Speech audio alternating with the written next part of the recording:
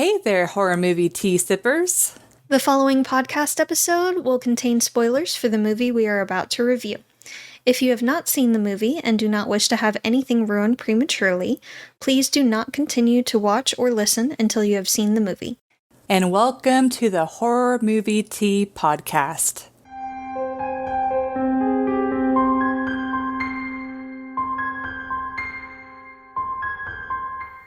Today we are covering Nosferatu with V again as a guest. We just can't get rid of him. No matter how hard you try. But before we go into the review, let's grab our cups and talk about tea. So today I am doing the Plum Deluxe Strawberry Honeysuckle Black Tea. Yeah. It's got black tea. Go figure.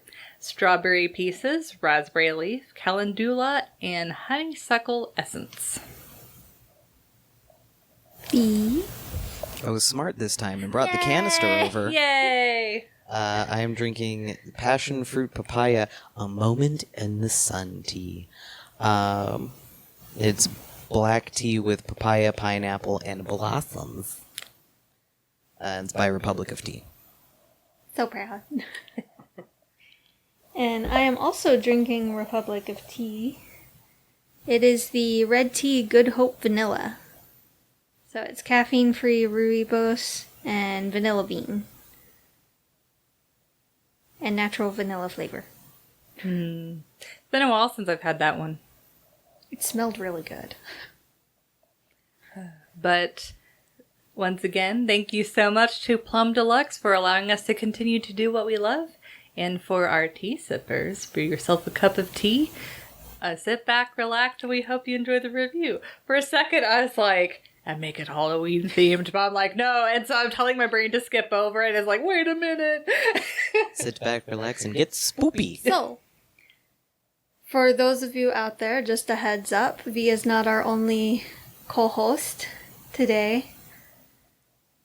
We have a little one. I was so confused for a second, and I'm like, oh. We've done this for months. Yes, so I am now pregnant. So, due at the end of February, so once you start seeing around that time a bunch of our reviews coming out where we're in our chairs. Online, I'm probably out for a little while. Yeah, we are working overtime so that way Yes. Jess can have her Family time. Yes, it'll be so worth it. Yes. And there's something else I was gonna say. Oh, well, I was gonna say the movies that we're potentially thinking of doing in February, but I guess we'll keep that as a Later. surprise Yeah. in case. Yeah. We've planned some possible movies for a different kind of theme month than we normally do in February. Some may call them unsavory while we find them hilarious. Very dark humor. So look forward to that, guys. But yes. So for the summary, it's Dracula. If you know Dracula, it's Dracula. It's Dracula. It's Like that's it. It's literally Dracula. They made some minor tweaks to it because it's done by a German film company, and they basically localized it in the same way that like early 90s anime was localized to America of like, oh, we want this to be approachable for the German people who are going to be watching this. So we're going to have everything be in German, and we're going to have it be in Italian Germany, and we're going to change all of the character names. Do you not like my German accent? Sehr gut. I'm over here trying not to laugh hysterically into the mic so you can continue.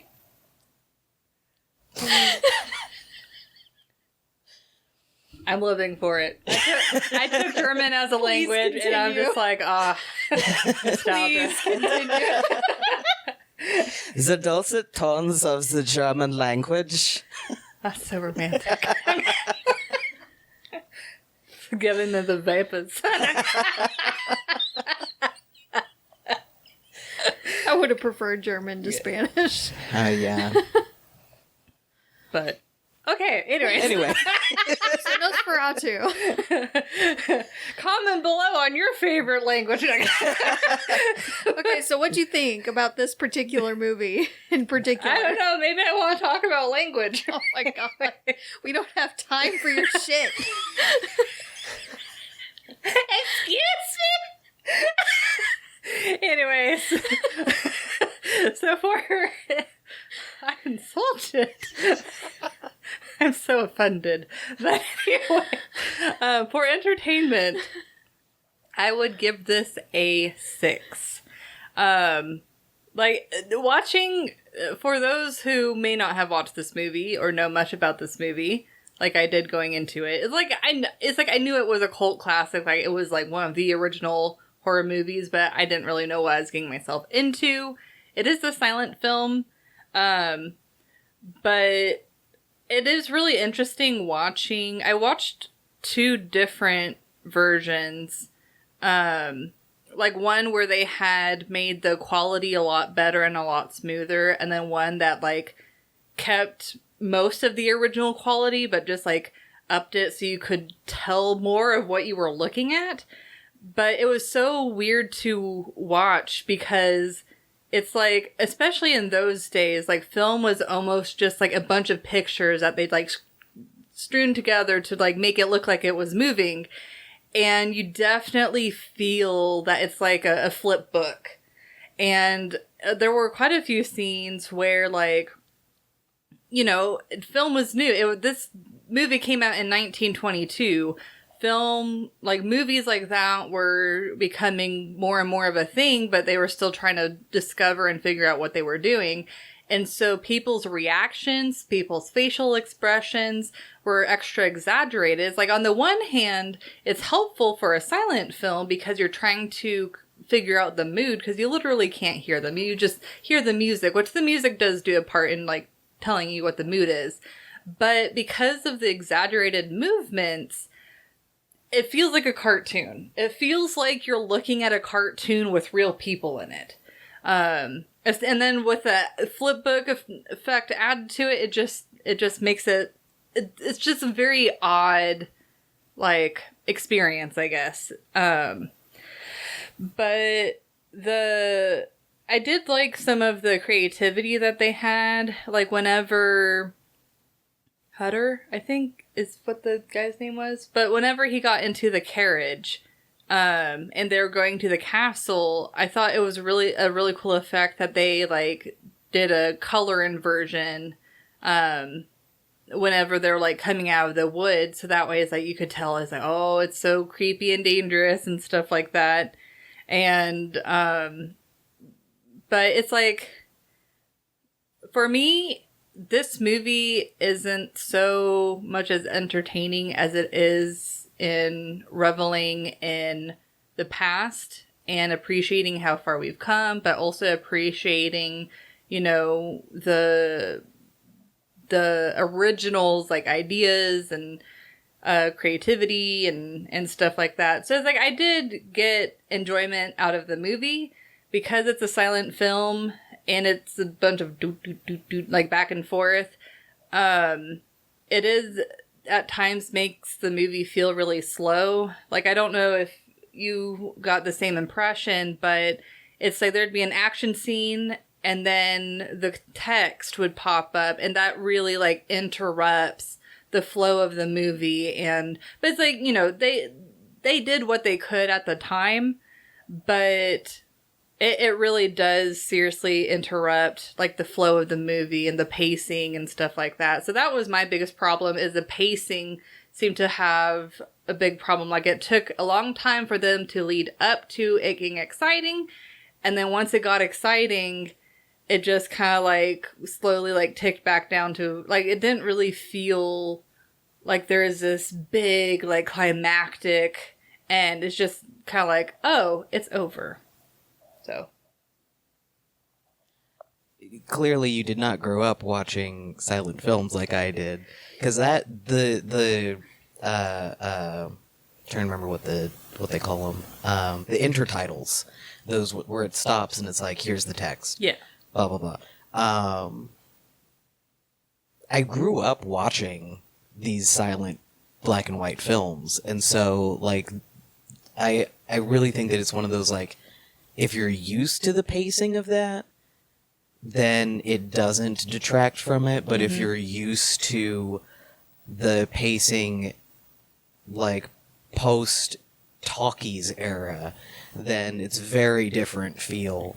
Yeah, like I will say I did watch the silent film Phantom of the Opera as a kid, so it's like, it wasn't like completely foreign, but I guess another thing I forgot to mention too is the music does really like help lead the way in the, like,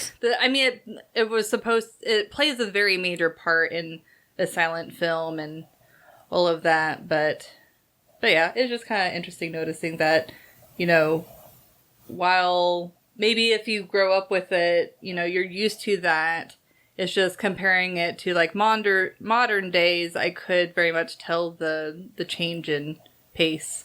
Yeah. Given the context of what I grew up with, I would rate it.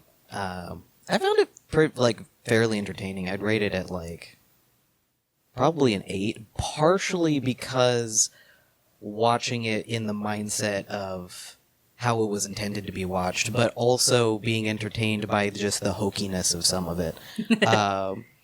Because it is also like when you're watching it with the understanding of the history of it and the fact that like a lot of those first film actors came from stage backgrounds. That's true. That makes sense. That explains the exaggerated movements and stuff. Yeah. That's part of where all of it came from. And there's a lot of dialogue that is completely stripped out of the storytelling, to lessen the amount of the intertitles that are in there. And that'll be when you just kind of like see the two characters and they're talking and they're just like,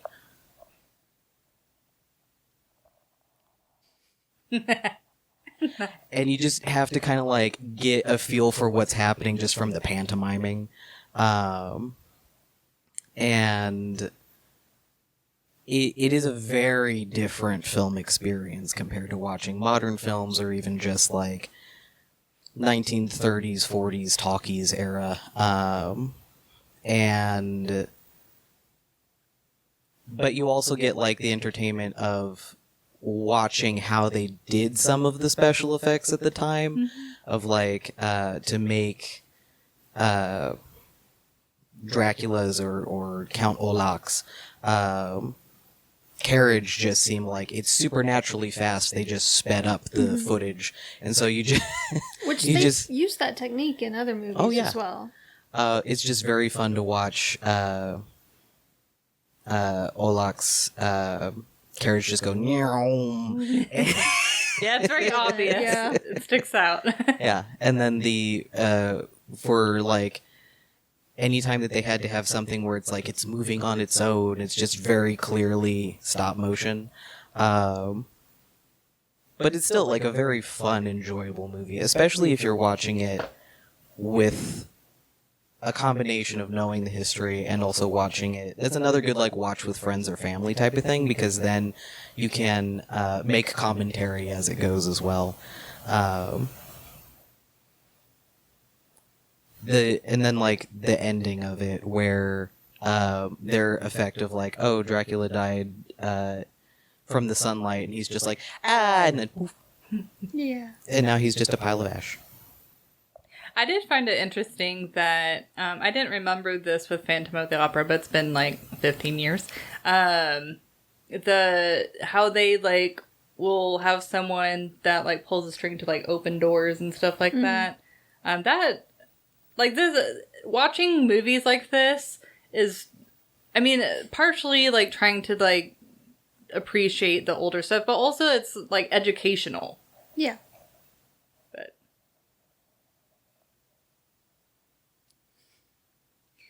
So I give it a 6. hey. And it's kind of a hesitant 6. Like,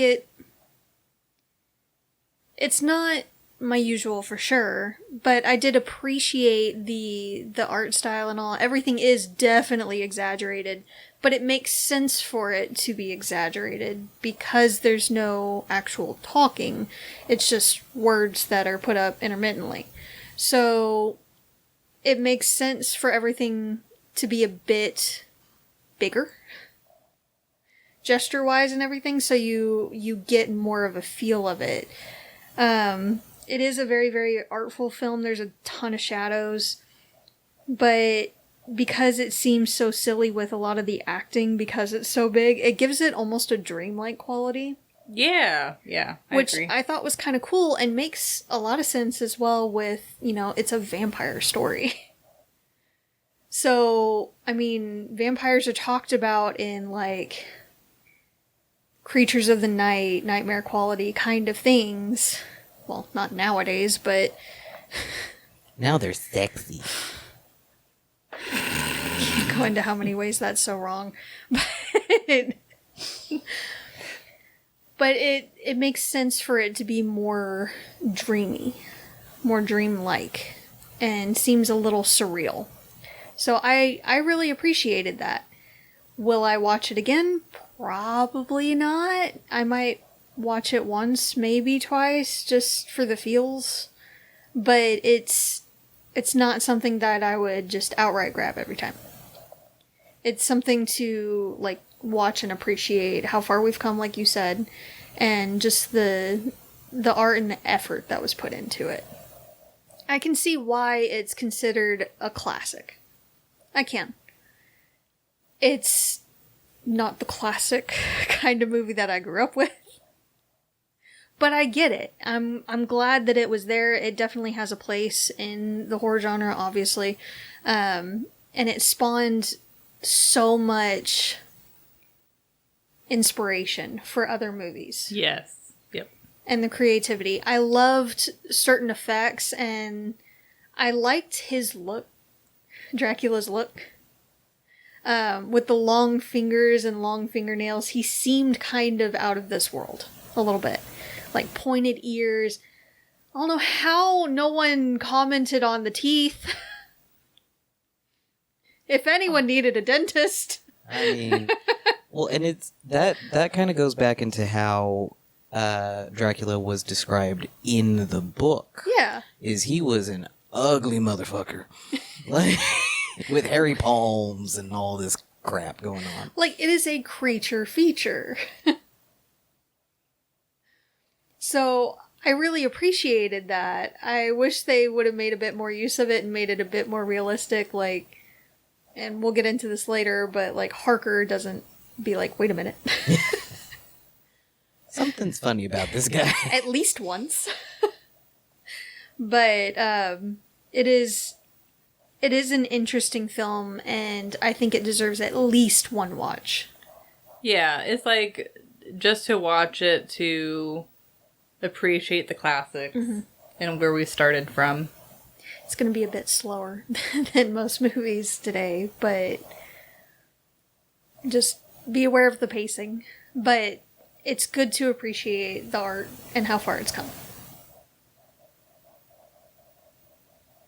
And it is interesting. It's like the movie is an hour and a half, roughly, which is your typical movie length. But it's like, because half of it is showing text, it's like the movie's more like half of that length. Mm-hmm. It feels a little longer because of the pacing. Yeah. But I'm honestly surprised for the time period that it was an hour and a half. A little bit. Because there, for the longest time, they were like, oh, an hour and a half is too long. The audience doesn't have the attention span. They won't be able to sit here. I know they had an intermission at one point. They had intermissions, but also, like, this was audiences of the time, if they had the money to go to stage productions, they were used to stage productions. That's fair. So they treated films more like they treated theatrical productions at the time. Gotcha. That makes sense. Yeah. Ooh. Okay, let me readjust my... Okay. Alright, so for realism, I forgot how nice and smooth the flavor is. Yeah, so smooth. Anyway. It's so nice. Feels like being wrapped in a blanket. It's so comfy. It's the vanilla. I don't know why. Well, I mean, the Ribos has that kind of feel too, but it just is enhanced with the vanilla. Too bad I'm not. Alright, go ahead with the realism.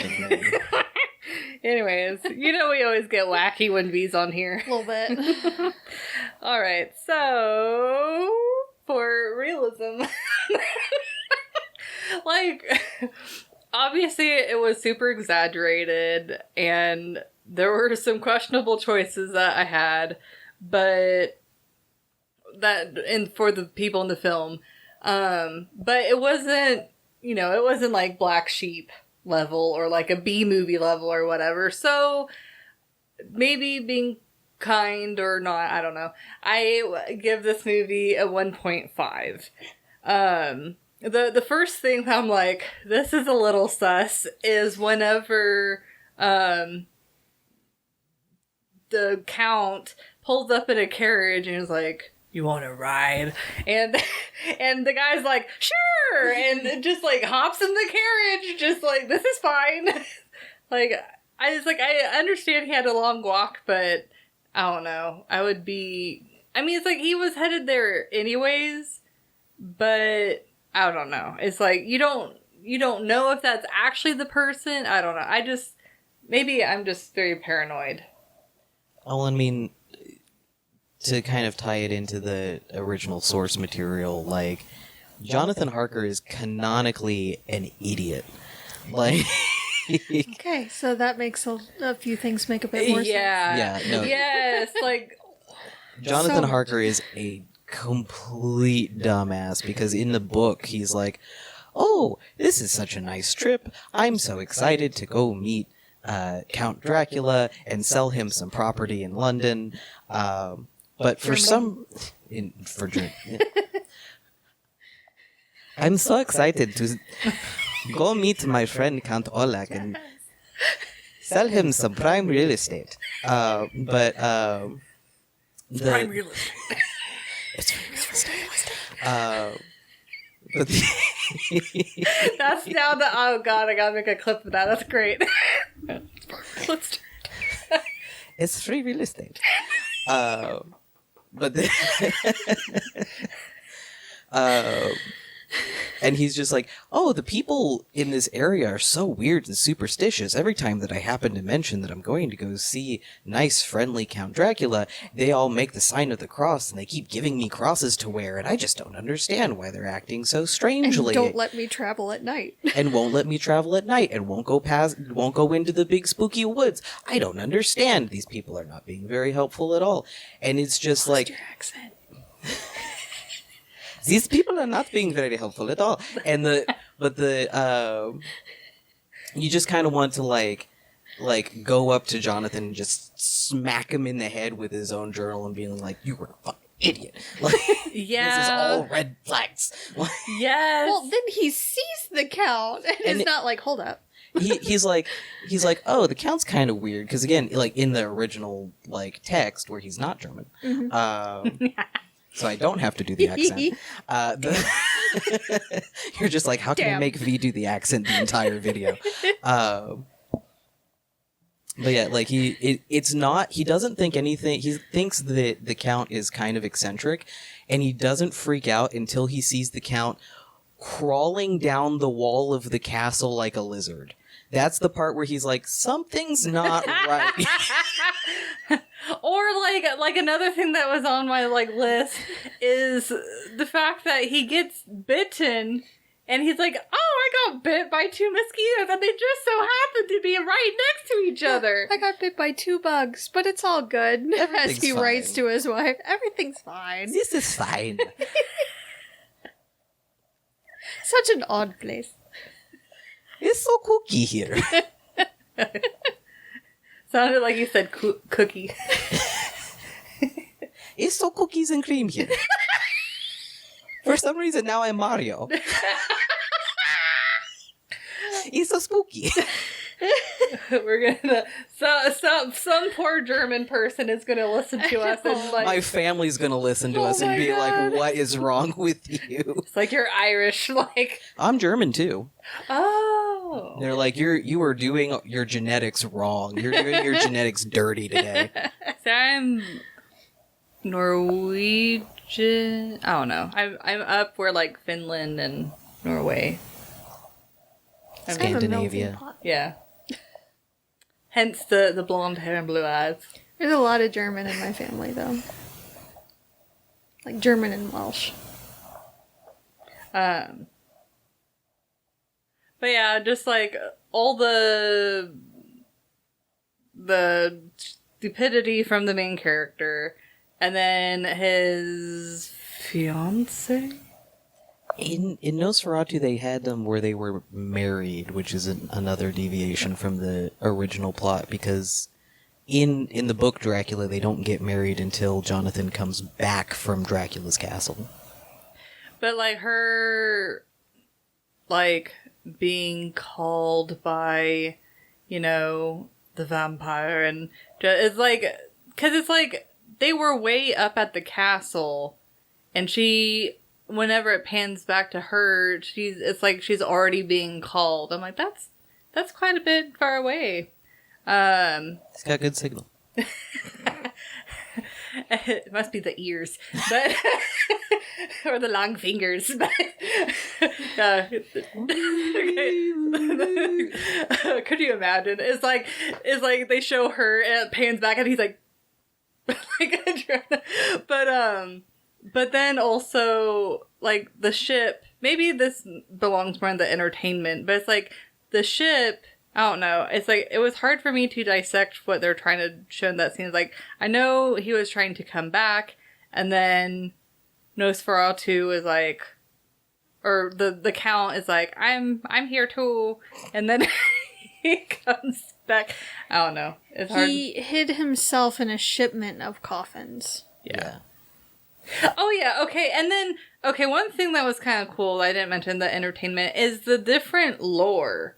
Like, I did have a base generation, or a base idea, I can't talk, a base idea of what, like, former vampire lore used to be, because we all heard about the stakes in the heart and all of that good stuff, garlic, but I didn't realize, the earth where the coffin is buried or whatever, like, giving them, like, their power or whatever. I thought that was kind of interesting. Yeah, they have that. I mean, that's been around for a while, too. And that's very, very strongly tied to the Dracula lore specifically.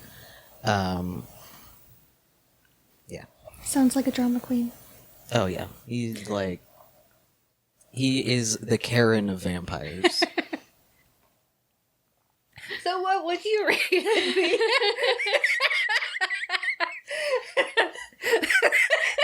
And then how that's like on the verge of choking, so my voice was kind of screamed. No. Anyway. What would you? What do you think of that about this? Yeah. Yeah. I'm sorry to all of the Germans listening to this. And I have zero excuse. I grew up with so many people with German accents. But I would definitely, for a lot of reasons, not rate this high on realism. I would also give it like maybe a 1. But some of my favorite highlights in that are the constant grabbing of the mercy tit. Yes! Like- Yes! Because most women nowadays in movies, they like go like this, like on their chest. But no, she legit just Straight up, grabbed like, her. She groped herself on fistful. screen. Like- Yeah. And constantly Like it was a just- comfort thing. And then it's the comfort Stress tit. ball. Yeah. But then she's also like grabbing her husband's tit too. 'Cause she, like, She just likes to grope. That's just her thing. She's really handsy because like she gets woken up by Harker, or I guess Huther, and like, she just, rather than, like, going and, like, pressing her hand up against his chest or something like that, she's like, no, whap, whap. Like, you just really need that, like, honk, honk sound effect. And, so, and then, of course, like, when Dracula actually comes to get her at the end, and you just see, like, shadowy boob grab. Because you just see, like, the shadow of his long fingers coming up over her chest. And it just stops there. No, there's a squeeze I know, motion. but, like, it doesn't move on further or anything. No, it it's just stays. And she's just like, like, she's into it. She is really into some boob grabbing in this movie. Yeah, that was something. But yeah, like that's one of my favorite highlights for the lack of realism. Although I'm sure that there are women out there who are like that are just like, I just want to grow up every titty in vicinity. I feel called out. Excuse you, sir. As my emotional support titty. Like, well, and it's also interesting watching. It's like, in case our listeners haven't picked up on it, we are doing the classics for Halloween. So it's really interesting watching the classics and see how women are portrayed in horror. Where it's like, you know, in this movie, she is very, like, dainty and just, like, constantly, like, worried. And it's like, yeah, the guy is stupid too, but it's like she's just there. She's not really... I mean, I guess you could call her maybe a plot device with the vampire, but it's like she's more there and then letting it happen to her. Yeah. And there's a lot of, like, the other classics, you get a very similar sense to that too. Yeah, the women are just there to be victims of the things. Yeah. Although she does, in Nosferatu, she does have that, because she's got that weird, not just being called by Dracula, but she also has, like, this weird, like, psychic link to her husband. And in the scene where like Nosferatu, like, comes in to, like, and it's super scary and dramatic, and he comes in to drink Jonathan's blood, and Nina is like having night terrors, and she's, like, sitting up in bed, and she's like, no, Jonathan, my love, be careful. And, like, that somehow makes Dracula, like, back off and leave without drinking more of his blood. Yeah. So, like, she's got that, like, ethereal woman psychic power, but... Hands off my man! Basically. Don't you touch my boyfriend. And... That's my titty to grab! Those are not your titties, those are mine. That's my emotional support titty, you cannot drink its blood.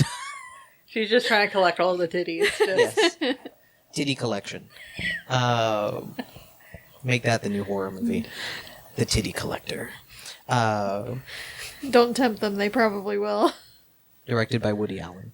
Yeah. I can see that.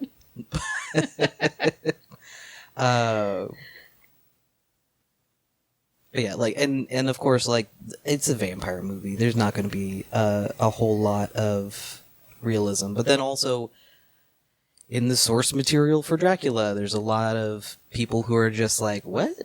I don't know what is happening. It's so strange. And then, of course, everybody freaks out because of the plague. Because they think it's the plague, but it's actually a vampire. Which that's probably the more realistic thing for the time period. Yeah. Yeah. Yeah, because the movie itself, like, the time frame that the movie takes place in, I think is 1838?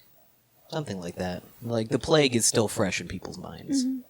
Which, talking about that, well, I'll try and keep this brief. Whenever you watch, like, an older movie, look up, like, events that happened around that time period. It gives you, like, so much more context. Like, around that period, that's when, like, women had just had the amendment for the right to vote, and just, like, different things happening around the world. I mean, that I know that it wasn't World War II because that was like in the 40s, but World War One was maybe like right around the corner, or like Pretty sure it was around the corner. Yeah. yeah. So it's just like it's interesting to watch older movies like this and then look up major events that happened close to that time period and get the context. Like I even like looked up the outfits and stuff like that. So just a suggestion that I think helps kind of round out more what to expect and get out of the movie. Because it's like, I don't know if you ever have these morbid thoughts, but I was watching this movie and I'm like, all of these people that are in this movie have died. Like, Yeah. I am watching dead people right now. Yeah. And Yeah. so I'm like, let's get more context. And I'm like, what did these people live through? Like, I went down a weird rabbit hole with this movie. Apparently. But yeah. Anyways. Usually I'm the one going down the morbid rabbit hole. Anyway, I also give it a 1. It's a vampire movie, so there's not going to be much realism to it. I didn't quite understand the dude that was locked up, that was supposed to be like his minion or Yeah. whatever. That was weird. That was weird, and to my recollection, I don't recall him ever actually having any interaction with Dracula Oh, he does. In the book. in the book, but not in the movie. I didn't read the book. Oh, in the movie, no. He's just, in Nosferatu, he just, like, is screaming in his cell, like, the master is here! The master has died! And Like- then he, like, breaks out, but doesn't actually get to where Dracula's living. Yeah, he was the one that told Harker that there was this count in this other area that wanted to buy a house nearby. What about the one across from you? I'm sure he'd love that. But there was, like, no prior scene of any interaction between that dude and the count. Just so- the letter that's written in wingdings. Yeah. But a letter ensnared him? Like, we're led to believe that? That doesn't make sense. And why would he send it to him? Again, it's missing the context It of is. what's in It's the book. missing so much Like, context. I really wish they had put it in there. But also... Wowie. It's fine. I'm like, oh no, you're fine. My his blood just spews up from the floor. Just like a fountain. Just play through the pain.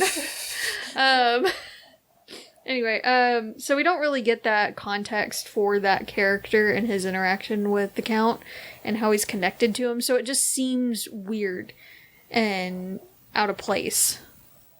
And they don't really go into how his abilities work either. How he's able to connect to different people and call them and all. He hadn't really had any contact with the wife at all. And she was able to feel him calling to her for most of the movie. Yeah. Even before he got there. So it just didn't make that much sense how he was able to span that distance with his powers and do that kind of thing. They were 10 of fingernails. yeah, and they were very inconsistent with it as well. 5G So- fingernails. Ooh. I did find it interesting how Harker left on a horse and then he suddenly was in a carriage. And we didn't see the horse. He started walking and then got a ride from a different carriage with the Count. That went Meow. zoom. Zoom zoom. And then when he left the Count's castle, he suddenly had his horse back. And was walking with the horse most of the way. Like, he wasn't even riding the horse most of the time. Which I know you do have to walk the horse every now and then. But, like, every time they showed him and the horse, he was walking the horse. Like, every time. The horse is like, ah, my back. Yeah. No, I ain't carrying your dumb ass any further. I'll walk with you back there. But I ain't carrying your dumb Your ass any further. stupidity is too heavy Yes. for me. Too big a burden on my back. I also found it hilarious how in one of the earlier scenes when he's like traveling there and all, and when the Count is about to drink his blood, the grown-ass man jumps in the bed and hides under the covers. Oh, yeah. Doesn't grab anything, doesn't, like, try to see what's going on. No, just, I'm a kid again. I'm a hide under the covers, because that's going to keep the bad things away. I'm safe if they don't see me. Protect me, Blanky.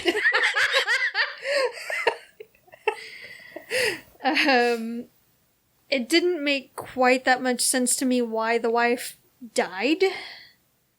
I get that the legend was, you know, the woman pure of heart that gives her blood freely to Dracula would be able to distract him long enough that he stays out past his bedtime and goes poof in the sun.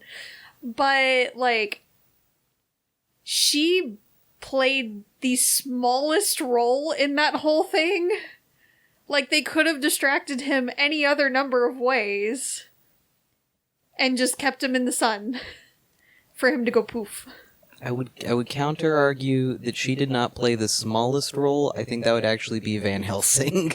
That's fair. Because he did That's fair. shit. Yeah. That is fair. He just shows up for, like, a scene to be like, look at these plants. This is the vampire of the plant world. This is the vampire of Which the... also did not make that much sense because it's eating insects. Well, and Yeah. I'm also sitting there like, at what point is one of his like students gonna go, what the fuck is a vampire? Yeah. Because they don't know. Yeah. Like, Brand new concept. Yeah. But they were carnivorous. They weren't vampiric. yeah. Because vampiric would mean it was eating off of other plants. Well, and then it'd be like sucking the plant juices out of Yes. them or whatever. Yeah, like, whenever that scene came along, I'm like, It just No, didn't make it's not. sense. Yeah. I was like that too. I'm like, that's not how this works. it's like everything's a vampire to you, apparently. Yeah, it's carnivorous, sure. But, I mean, that's not how this do. Next thing will be like, the anglerfish is the vampire of the fish world. And it's like, it's literally not, though. Just carnivore. Just a carnivore. It's like, if it's got long, pointy, fang-looking things, then it's a vampire. Now, I could see how a spider would be considered, like, vampiric, because it liquefies the insides of the things and then slurps it all out, which is awful. Slurp. But happy Halloween. Insect slushy. Eh. Gross. And I also, this last point makes a little more sense, knowing that in the book he's also a raging dumbass. But the fact that he never went, guys, it might be the super creepy count dude that lives across from me that's causing all this mayhem. Because all this crap was happening on his route down here. And also he ate everyone on the boat that he was on. And I saw him crawling down the wall and lifting huge, heavy-ass coffins on his own and tossing them like they were tissue paper onto the wagon. And The scene of Dracula just, like, carrying the coffin across town is Yes. one of my favorites. Yeah, that was Yes. pretty good. and just the fact that, you know, fangs and claws and things, like, maybe we might want to ask him a few questions. Yeah, like, he doesn't really look that human. He doesn't. He looks humanoid, but not human. Yeah. Yeah. So not once was he like, wait a minute. And again, like, if you, like, there's a lot in Nosferatu that kind of runs on the assumption that you have heard or have read Dracula to understand what's going on. Because again, the context of the book, Harker gets, like, super severe PTSD and blocks out everything that happened in Dracula's castle. And so and he's like, I know that my memories from it are in my journal, but I am too afraid to read them. But, you know, my dear and lovely wife, Nina, like, if anything seems to happen that we need to find out more about this, then only, like, if absolutely necessary, can you read my journal to find out what actually happened to me, because I don't want to know. I don't want to remember what happened to me in that castle. But if need I know he be, you was can violated, find out. but Like, Read the book. He goes through it. He really goes through it. But, like, even when his wife Nina was like, he stares at me from the window every single night. That was And kind of creepy. Jonathan's like, this is fine. Yeah. Walking through. He's like, this is fine. We don't need to mention it. We don't need to, go over and talk to him and, hey, like, knock it off. No, we don't need to bring it to anyone else's attention. Just... It's fine. You're a lovely lady. He's just admiring you. He's just admiring. This is fine. He's not hurting anyone. Just your sanity. Although he does at the very last minute run off to go get Van Helsing. Who again does nothing. And they don't even get back until after she's dead and he's Dracula's a dust dead. pile? Yeah. And then they're just like, oh, what happened here? No, my wife is dead. Yeah. Any other thoughts? No, I'm good. Bleh. Blah, blah, blah. Blah, blah, blah. Blah, blah, blah, blah, blah, blah. Blah, blah. But anyway, like, overall, if you haven't watched this movie, I think that it's worth watching once just to understand where we came from. This was, like, the original, like, start of the horror genre for movies, at least. Yeah, it's just, like, it's educational, and it's also interesting, like, figuring out, like, the older methods and stuff like that. But yeah, I think it's worth a watch. Yeah, it's worth a watch. I feel like Bride of Frankenstein was better. Yeah, but with Bride of Frankenstein, it also had sound. True. It makes a difference. But you felt for those characters a bit more, too.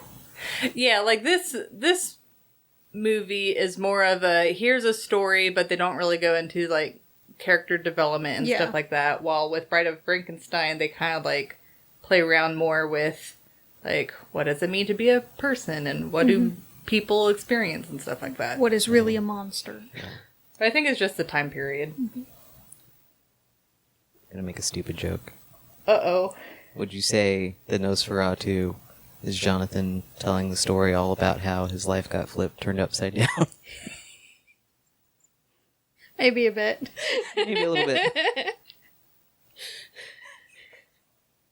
You need to make a... He needed a minute to just... he needed to take a minute and just sit right there and tell you all about it.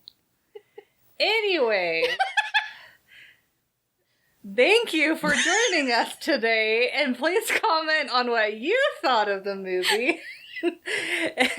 And V's, if you'd like to know more about V and what he does, you can... Besides my terrible German accent. His stuff will be linked down below. And if you'd like to recommend a movie, game, or tea, you can keep up to date with our content on YouTube, Twitter, Facebook, Instagram, TikTok, and most places you listen to podcasts. And if you'd like to support the podcast, please subscribe, like, and share our content. If you'd like to support us monetarily, we do have a Teespring and a PayPal, or we have our affiliate link with Plum Deluxe available as well. It does not affect the price of the tea. It just allows us to continue to do what we love. And all of those links will be down below. And until the next time, guys, stay safe and stay spoopy. Bye! Blah.